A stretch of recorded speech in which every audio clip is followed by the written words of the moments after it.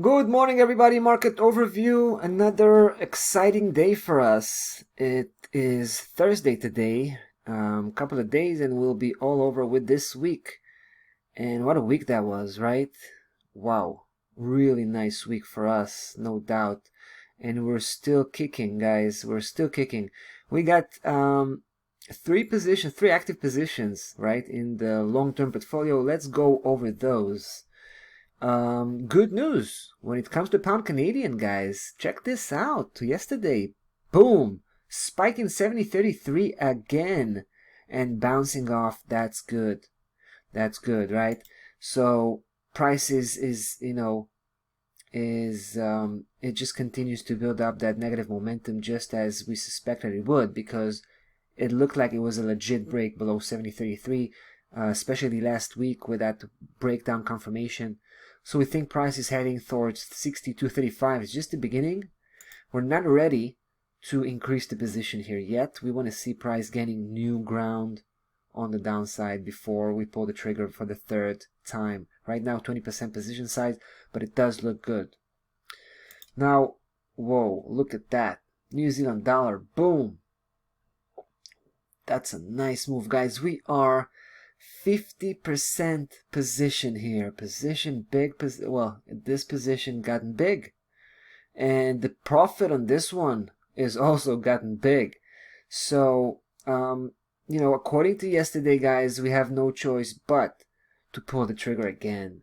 So we're going 60%. Right after this session, boom, another one. Another one bites the dust. And we're going to run all the way through 65.47. That's the last, right? That's the final destination. There's nothing beyond that point. It's not a secondary target. That's the primary target. I mean, forget about the fact that we have plans for, the move above, beyond 65.47, but that's going to be a separate campaign, right? For this particular campaign, 65.47 is the end of the road, right? So we have the chance to pull the trigger again, and that's what we'll do. Looking good. Swiss Jap. Oh, wow. Guys, that's even better. I mean, here I think we have 1, 2, 3, 4, 5. Also 5. Yeah, very similar to the New Zealand dollar. 50% going strong. Huge profit on this one. We also adjusted, we should also adjust the stop loss level on the New Zealand dollar. I'm pretty sure we're going to do that right after the session. I'm going to push the stop loss level to 61.5, right? 100 pip. From 60.50 to 61.5. We did that just recently on the Swiss Jap from 110 to 111. Huge change. And you see, we're still keeping a very healthy distance, right? Because we know the market's very volatile. We could see like a 200 pip correction. A couple of day 200 pip correction could definitely be something on the menu. We don't want to be caught out for no good reason.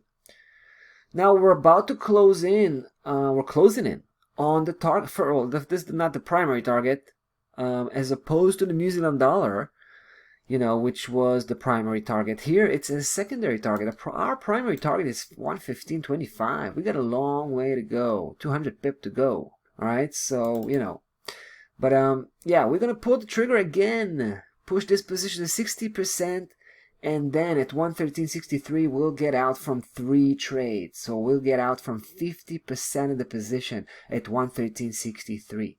That is the game plan right now. That's the current game plan for the Swiss Jap.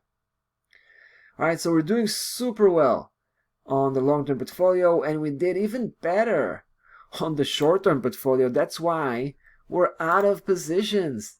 We got out from all of them, right? I mean, all profit. It was really nice, sequence of profits, and it cleaned out our positioning in the short-term portfolio. But guys, have no worry, because we have aligned a number of interesting pending opportunities. You can go ahead, by the way, do yourself a favor. Go ahead to go over to the watch list and check out the watch list from up close. Check out the levels. Check out the assets that we have, especially short-term portfolio. So much opportunities.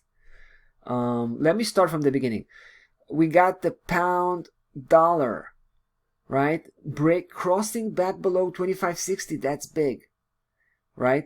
Now, this is not the official trigger. The official trigger is actually 24.09, but we might actually pull the trigger. If it's going to cross below 25.60, we might pull the trigger, and we suspect there is another move in the pipeline here on the downside to 22.38. All right, we think we can catch that move. We've done very well on the previous upside move. We've done well on the downside move. We've been dancing here back and forth beautifully, you have to admit. All right, so that's a first, right? Second, pound Swiss, very similar. By the way, we've been firing bullets on both of those pound dollar and pound Swiss, and I just can't believe we're gonna do that again. we've been dancing with these two. They're so synchronized. It's just amazing, you know. And here again, like I said, I mean, take a look again. Take a look how similar the formation is.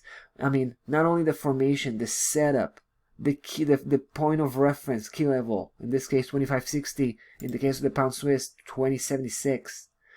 But guys, bottom line, if price is going to close like this and it's not going to go too deep, going to leave us enough room, enough meat to grab, then we might jump in and take a move back to the lower section. We came from here, right? We had a lovely bullish campaign until we hit 20.76 and we were out. Now we can maybe we can flip over. We need price to cross below 20.76 and that's going to be triggered. And we're going to try to chase 19.32. At least we'll have, hopefully we'll have at least 100 pip to chase. All right, but price has to close below, right? Because it might just spike that level. We can't know that yet. That's why we have to wait to the end of the day. And even the daily chart could be very noisy. We know that also, but at least that's an indication to work with. All right, guys, here's another strong indication that we have in the New Zealand Canadian. I'm so excited about this one. We just tagged the target yesterday. Beautiful, beautiful move. Boom! Take a look at this close. Unbelievable. On the spot. 86.62. That's just one pip. That's ridiculously tight. Beautiful move. Now we're out. We don't have any position here, but you know what we think about this one, right? We said it was going to go up. It was going to continue beyond that point, but we just need to make sure it's been successfully breaking out. Now we can't say that right now because yesterday was clearly a failure to break out, right? But it doesn't mean that it's not going to break today. But we have to wait for that confirmation. Even the day, like I said, even the daily is a weak confirmation, but we can at least there's something we can work with. So, but I have to say this: the fact that price spiked that level today on the beginning, started on the downside, now bouncing back up, that's a good sign. That's a sign of a breakout, right? That will give us like 60-65% of probability for an actual breakout, a legit breakout. But we're gonna wait. We're gonna wait for price to actually make a move, crossover, give us that daily close, and then guys, we can chase 200 pip. As long as price will just close, just break mildly in, and not just explode upwards, we'll have hopefully more than 150 pip to chase. Right? Actually, sorry, the level is 88.67. It's not the previous high. It's beyond. It's above. It's 88.67. That's a Fibonacci projection analysis combined with the previous high. Good stuff. All right, guys, I want to show you this one. Even though we announced a breakdown here on the large scale, we cannot ignore the short-term cycle, which seems to be pointing upwards. Forget about the long-term cycle that seems to be breaking down, but price could definitely go for another spin on the upside before it crash. It's going to be aligned with the long-term cycle, right? So this is why we have to be ready, maybe to launch an attack on the short-term portfolio just in this particular key level system, which belongs to the short-term cycle. We think we might have another leg on the upside. But we also have a nice trigger to work with, the 51.96.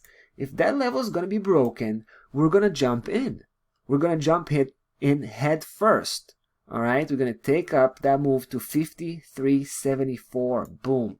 Short-term portfolio. All right, so we're going to get very busy, guys, with the short-term portfolio. Don't get too concerned about the fact that we have 0 positions right now, which is pretty rare in itself. But we're going to get very busy here soon, right? I just showed you 4 potential positions we're going to be, involved with very, very soon, right? Maybe even tomorrow. Now let me throw in one more. This one is not even on the watch list because we don't like to keep more than 4 pending trades on the watch list. But this is a 5th, actually. It's the euro dollar, right? If this one's going to cross below 111.53, game is on. We're going to be all over the euro dollar trying to sink, price action all the way to 109.63, right? We will try to chase that move. We think that there is one more leg missing, and price just made it to the, it made it to the upper section, and now it might start to turn around. But only once it crosses below 111.53, this one's going to be triggered, and we'll be all over this move back to 109.63, right? Short term, like I said, another short term type of trading opportunity for the short term portfolio. So interesting situation right now, guys, in the market. I hope you enjoyed this session today. I sure did, as always. And, we'll be back tomorrow with the last day of the week to finalize, whatever is happening in the market. So, guys, till then, be well.